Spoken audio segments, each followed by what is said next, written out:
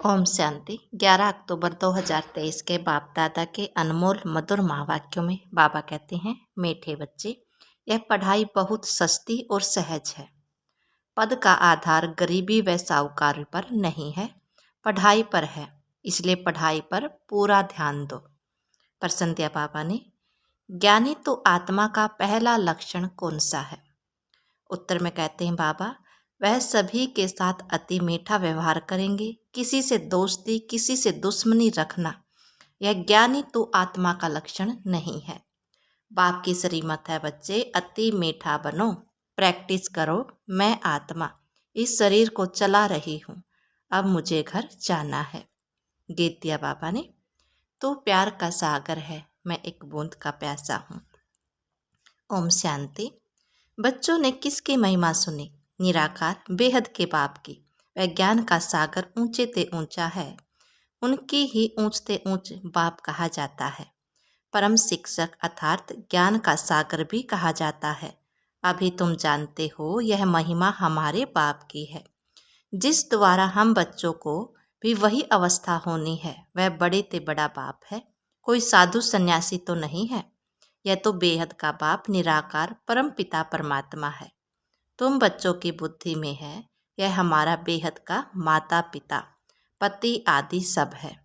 फिर भी वह नशा स्थायी नहीं रहता, घड़ी घड़ी बच्चों को भूल जाते हैं। यह तो ऊंचे ते ऊंचा और अति मीठे ते मीठा बाप है, जिसको सभी आधा कल्प याद करते हैं। लक्ष्मी नारायण को इतना याद नहीं करेंगे। भक्तों का भगवान एक ही निराकार है, उनको ही सब याद करते हैं। भले कोई लक्ष्मी नारायण को, कोई गणेश आदि को मानने वाले होंगे, फिर भी मुख से हे भगवान शब्द ही निकलेगा। हे परमात्मा अक्सर जरूर सबके मुख से निकलता है। आत्मा उनकी याद करती है। जिस्मानी भगत जिस्मानी चीज को याद करते हैं, तो भी आत्मा इति पतिव्रता है, जो अपने पिता को जरूर याद करती है। दुख से झट आवाज निकलता है, हे परमात्मा।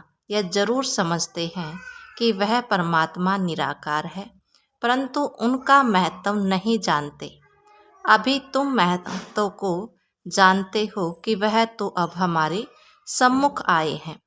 वह है सर्व का रचयिता, हमको सम्मुख पढ़ा रहे हैं। यह एक पढ़ाई ही है। वह जिस्मानी पढ़ाइयाँ तो भिन्न भिन्न प्रकार की होती है। कोई का मन पढ़ाई में नहीं लगता है तो छोड़ भी देते हैं। यहाँ इस पढ़ाई में पैसे आदि की कोई बात नहीं है। वह गवर्नमेंट भी गरीबों को फ्री पढ़ाती है। यहाँ तो है ही मुफ्त में पढ़ाई, फीस कुछ भी नहीं। बाप को गरीब निवाज कहा जाता है, गरीब ही पढ़ते हैं। यह है बहुत सहज अति सस्ती पढ़ाई। मनुष्य अपने को इंश्योर भी करते हैं। यहाँ तुम इंश्योर करते हो, कहते हो बाबा आप हमें स्वर्ग में 21 जन्मों का अवजा देना। भक्ति मार्ग में ऐसा नहीं कहते कि हे परम पिता परमात्मा हमको 21 जन्मों के लिए वर्षा दो। यह तुम भी अभी जानते हो। हम डायरेक्ट अपने को इंश्योर करते हैं। यह तो हमेशा कहते हैं फल देने वाला ईश्वर है, सबको ईश्वर ही देते हैं। भले कोई भी साधु संत रिद्धि सिद्धि वाला हो, देने वाला सबको ईश्वर है। आत्मा कहेगी देने वाला ईश्वर है। दान पुण्य आदि करते हैं, फिर भी उसका फल देने वाला ईश्वर ही है। इस पढ़ाई में कोई खर्चा नहीं। बाबा ने समझाया है, गरीब का भी इतना ही इंश्योर होता है, और साहूकार लाख करेगा तो उनका लाख को मिलेगा। गरीब 1 रुपया करेगा, साहूकार 5,000 करेगा तो भी आवजा दोनों का बराबर मिलेगा। गरीबों के लिए बहुत सहज है, कोई फीस नहीं लगती। गरीब अथवा साहूकार दोनों बाप से वर्षा पाने के हकदार हैं। सारा मदार पढ़ाई पर है। गरीब अच्छा पढ़ता है तो उनका पद साहूकार से भी ऊंचा हो जाता है। पढ़ाई ही कमाई है, बड़ी सस्ती और सहज पढ़ाई है। सिर्फ इस मनुष्य सृष्टि झाड़ के आदि मध्य अंत को जानना है, जिसको कोई भी मनुष्य मात्र जानता नहीं है। त्रिकालदर्शी कोई हो नहीं सकता। सब कह देते हैं बेअंत है, समझते हैं मनुष्य सृष्टि का बीज परमात्मा है, यह उल्टा झाड़ है। फिर भी कह देते हैं हम यथार्थ रीति नहीं जानते हैं। बरोबर यथार्थ तो बाप ही बताएंगे जो नॉलेजफुल है। सारा मदार तुम बच्चों की पढ़ाई पर है। अभी तुम नंबरवार पुरुषार्थ अनुसार जानते हो। तुम मास्टर ज्ञान सागर हो। सब एक जैसे तो नहीं है, कोई बड़ी नदी कोई छोटी नदी। पढ़ते सब अपने अपने पुरुषार्थ अनुसार है। तुम बच्चे जानते हो यह बेहद का बाप है, उनका बनकर उनकी श्रीमत पर चलना है। कोई के लिए कहा जाता है यह बेचारा परवश है, माया के वश हो उल्टी मत चलता है। श्रीमत भगवानुवाच। जैसे शरीर से श्रेष्ठ देवी देवता बनते हैं, जब पहला निश्चय हो जाए तब से बाबा से मिलना है। बाबा सब समझ जाते हैं इनका यथार्थ निश्चय नहीं है। आत्माओं का बाप एक है यह तो समझते हैं, परंतु वह इनमें आकर वर्षा दे रहा है, यह निश्चय बैठाना बड़ा मुश्किल है। जब यह बुद्धि में बैठे और लिख कर दे, बाबा के पास लिखत लेना चाहिए, समझेंगे यह तो बरोबर ठीक है। इतना समय जो समझते आए हैं सो रोंग है। ईश्वर सर्वव्यापी नहीं है, वह तो बेहद का बाप है। बरोबर भारत को कल्प कल्प संगम पर बेहद के बाप द्वारा वर्षा मिलता है। संगम पर और इसी समय ही मिला था, अभी फिर मिल रहा है, यह लिखना है। बरोबर आप संगम पर ही आते हैं, आकर बी के द्वारा श्लोक की रचना रचते हैं। जब लिख कर दे तब उस पर समझा सकोगे। तुम किसके पास आए हो, क्या लेने आए हो। ईश्वर का रूप तो निराकार है। ईश्वर का रूप न जानने के कारण ब्रह्मा तत्व कह देते हैं। बच्चों को समझाया है यह तो बिंदी है।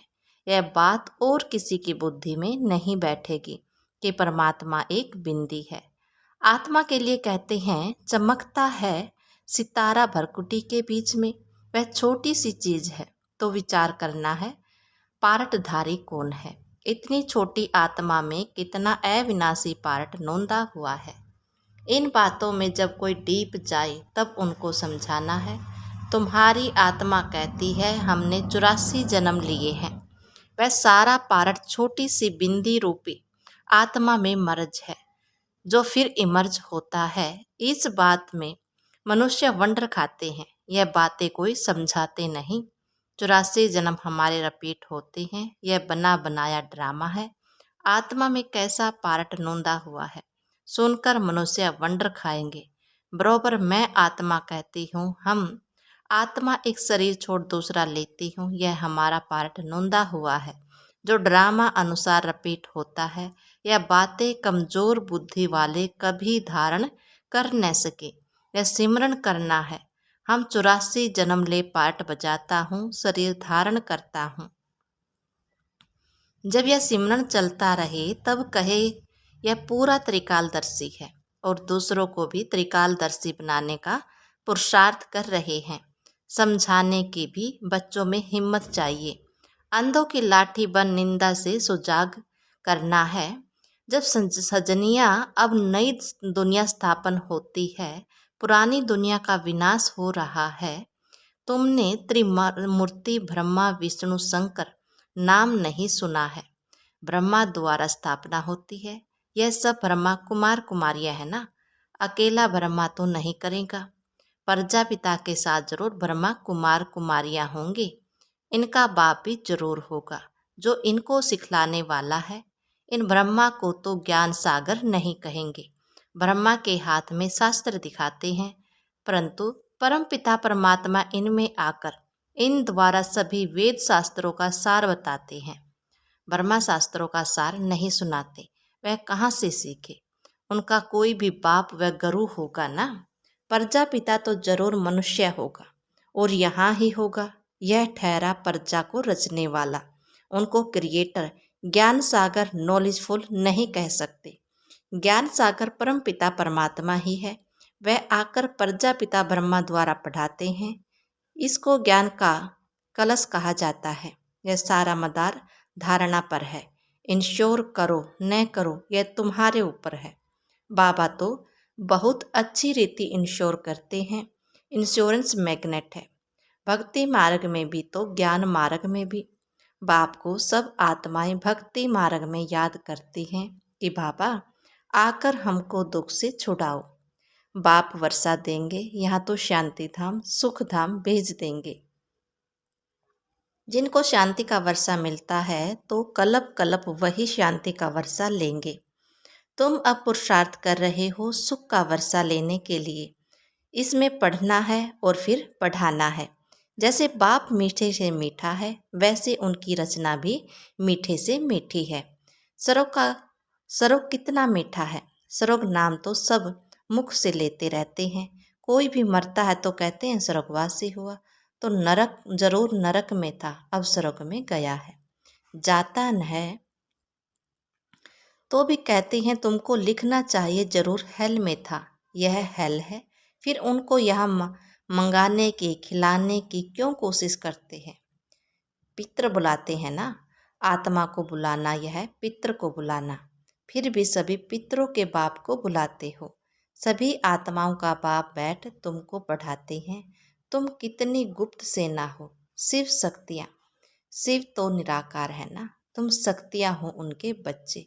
शक्ति आत्मा में आती है। मनुष्य जिस्मानी शक्ति दिखलाते हैं, तुम रूहानी शक्ति दिखलाते हो। तुम्हारा है योग बल। योग रखने से तुम्हारी आत्मा पवित्र होती है। आत्मा में जौहर आता है। तुम्हारे में मम्मा की ज्ञान तलवार सबसे तीखी है। यह कोई स्थूल कटारी व तलवार की बात नहीं है। आत्मा को समझ है कि मेरे में ज्ञान शंख ध्वनि करने की अच्छी ताकत है। हम शंख ध्वनि कर सकते हैं। कोई कहते हैं मैं शंख ध्वनि नहीं कर सकती हूँ। बाप कहते हैं ज्ञान की शंख ध्वनि करने वाली मुझे अति प्रिय है। मेरा परिचय भी ज्ञान से देंगे ना। बेहद के बाप को याद करो, यह भी ज्ञान दिया ना। बाप को याद करना है, इसमें मुख से कुछ बोलना नहीं है, अंदर में समझना है। बाप हमको नॉलेज दे रहे हैं। बाप कहते हैं तुमको वापस चलना है। मुझे याद करो तो विक्रम विनाश होंगे। भगवानुवाच मन मना भव, तो जरूर वह निराकार होगा। साकार कैसे कहेंगे मुझे याद करो। निराकार ही कहते हैं हे आत्माएं मुझे याद करो, मैं तुम्हारा बाप हूँ। मुझे याद करेंगे तो अंतमति सो गति हो जाएगी। तुम आत्माएं इस शरीर द्वारा कहती हो कि जीव की आत्मा अपने बाप को याद करो। बाप भी आत्माओं को कहते हैं मन मना भव। तुम आत्माओं को हमारे पास ही आना है, देही अभिमानी होना है, अच्छी तरह से प्रैक्टिस करनी है। मैं आत्मा इस शरीर को चलाने वाली हूँ। अब वापस बाप के पास जाना है।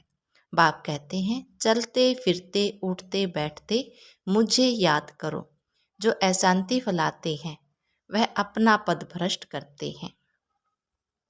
इसमें तो बहुत बहुत मीठा बनना है।